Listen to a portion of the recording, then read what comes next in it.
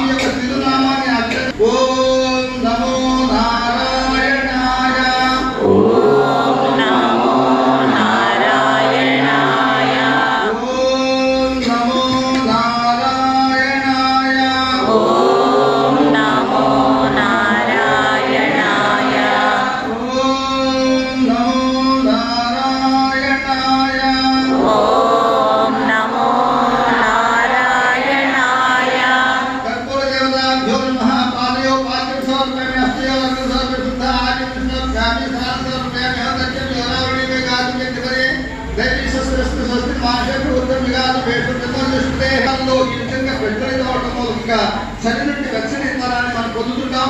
శరీరం చల్లగా ఉన్నప్పుడు వెచ్చదనాన్ని, వెచ్చగా ఉన్నప్పుడు చల్లదనాన్ని అనే విధంగా కోరుకుంటాం. కాబట్టి ఆ విధంగా ఆ భగవంతుని యొక్క తత్వాల్లో పంచభూతత్వమైనటువంటి అగ్ని తత్వాన్ని మనము ఆ విధంగా ఆవాహన చేసుకుని కర్పూర జ్యోతి ప్రచురణ కార్యక్రమాన్ని మనం చేస్తున్నాం. ఇక్కడ పసుపు కుంకుమ మంగళప్రదమైనటువంటి ద్రవ్యములతో ఆ కర్పూరాన్ని పూజ చేస్తాము. మొత్తం పసుపుతో పూజ చేయగలమా?